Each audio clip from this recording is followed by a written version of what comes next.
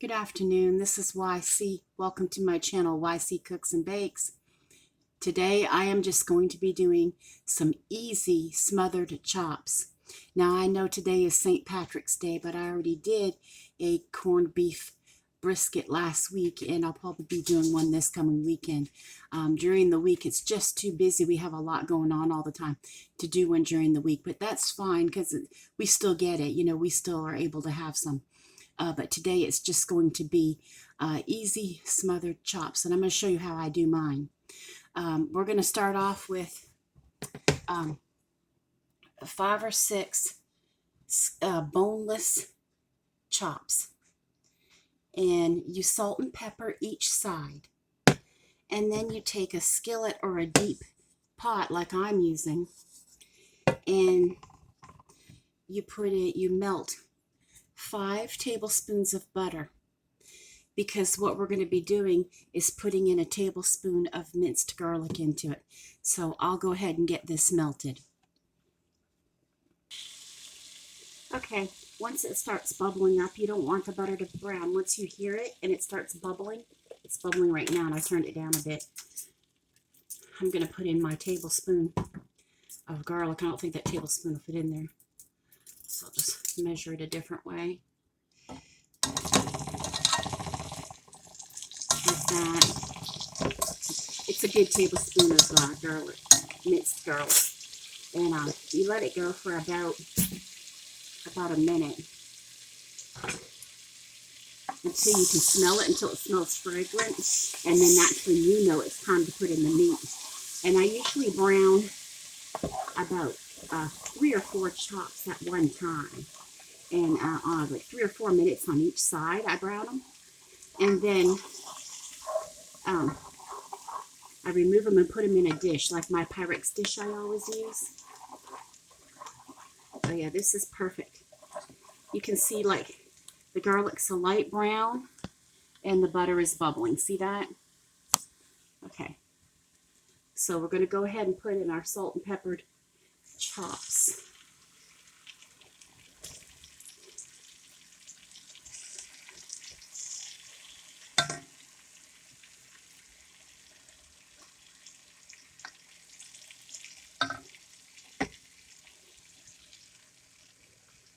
You know, I might be able to fit them all in here, so I don't have to do them in 2 batches. Yay! They fit. Okay. I actually did use salted butter, but if you want to keep your sodium low, you can use unsalted butter. Since you already lightly salted the chops, you can use unsalted butter. And in this recipe is also sour cream and a couple cans of mushroom soup. And you can buy the low sodium kind, and that will greatly reduce the sodium in this dish. Just so you know, if you wanted to make a list ahead of time to do it. So I'm going to turn it back up again. I turned it down because I didn't want my butter to burn, and now I have to turn it up a smidgen. Okay, and what we're going to do is, after I transfer them to the dish, I'm going to preheat the oven to 350 degrees Fahrenheit. And what we do is, when we transfer these to a dish, we're not just going to pour it in, we're going to pick them up with a fork, because you want to leave all your drippings and everything in the pan, the pot itself, because that's where you're going to put your container of sour cream and your 2 cans of soup.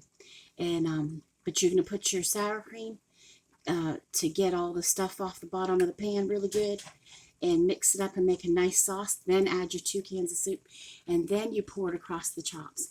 And why make such a large sauce for just a few small chops?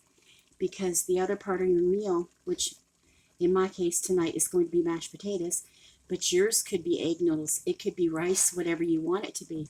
I'm going to make mashed potatoes tonight because it's been a while since we had it, and I'm going to use the sauce for our mashed potatoes also, and then just put some corn on the side.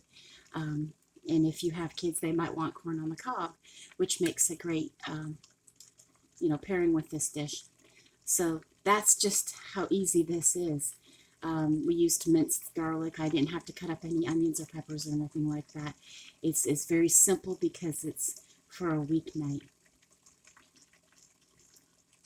3 or 4 minutes each side, that's it. I'm just browning them. Okay, I'm going to bring you forward so that you can see how I browned the first side. See how they have a little brown on them? And, you know, while they were doing that, I was just, you know, doing the dishes and everything. And spraying my dish and preheating the oven and getting things ready. So you're busy the whole time. And then now I'm browning this side, and I'll go pick out my potatoes. And these will cook for 20 minutes. And then when you make your sauce, you put your sauce on, and it cooks for 25 minutes. I'm not sure at that time if you covered it or not, but I'll try to check on that for you.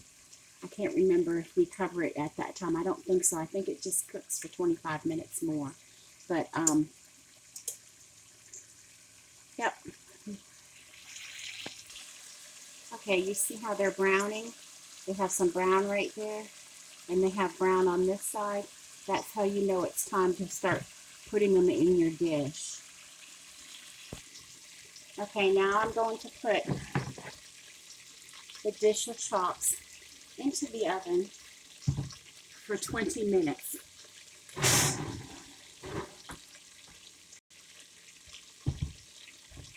And you can see what we have in the bottom here.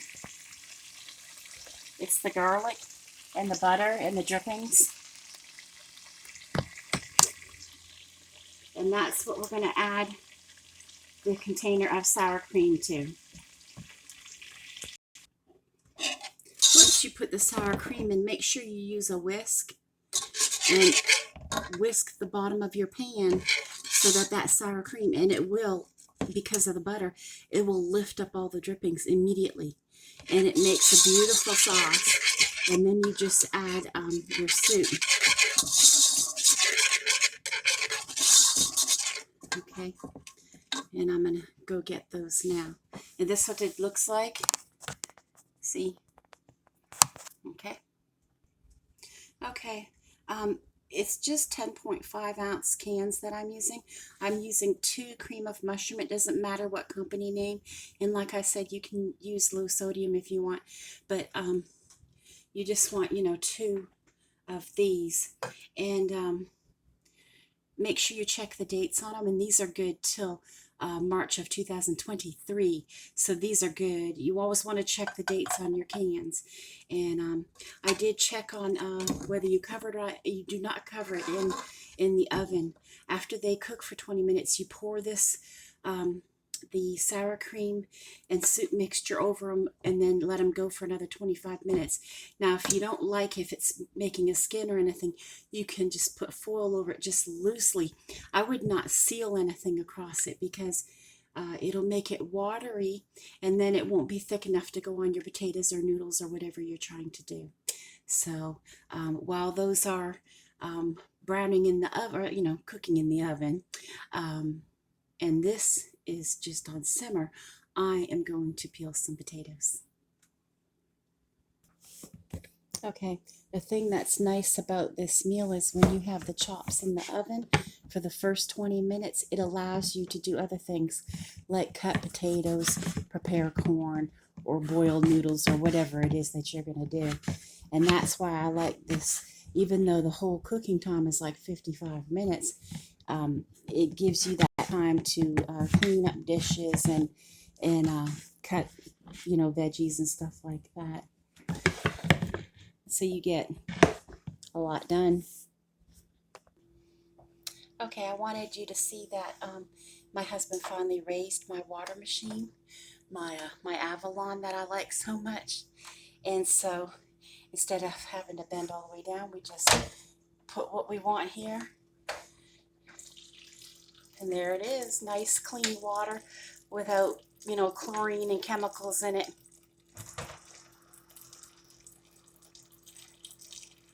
Clean water every time.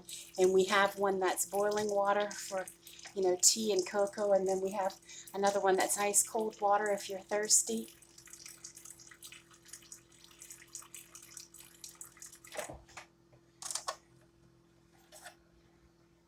And that's it. Okay, this is how they should look like before putting the sauce on them. You see? Now I'm going to take all that sour cream and mushroom soup sauce and put it on them and put it back in. Okay, I'm doing my mashed potatoes right now, and I just want to say something. You know how you normally use almond milk? I'm having to use coconut milk today because when I went shopping at Aldi, they didn't have any cow's whole milk or almond milk of any kind, and I always buy, original or unsweetened. I never get, vanilla or chocolate or anything like that. But I just wanted you to know that you can use this in place of your milk and mashed potatoes and that, and it works just fine. I've been using these kinds of milk, mostly almond, for a couple years now at least. And they even, they used to have a lot of cashew milk, but I don't see that as much anymore, since everything's going on. But I actually even got the last coconut milk. The only thing that was left in the store when I was done shopping was half and half, which also can be used, but you don't want to go putting it in all that much cream in your cereal and stuff like that. But anyway, I just wanted you to know you can use this just like you use regular milk. Okay, everyone, it's supper time, and we're having our smothered chops, mashed potatoes, and corn. And with a comfort meal like this, I like to put black pepper on top. And I'm having just a little tiny pork chop, just a little tiny one. I don't really want that much, just enough to taste. But I'm going to show you what it looks like. And I do need to tell you that when you do the smothered chops and after you take them out of the oven and everything is said and done with, let them sit for 5 minutes before serving them. Okay, I'm going to bring you forward so you can see. And that's what supper looks like. Simple smothered chop, mashed potatoes, and corn.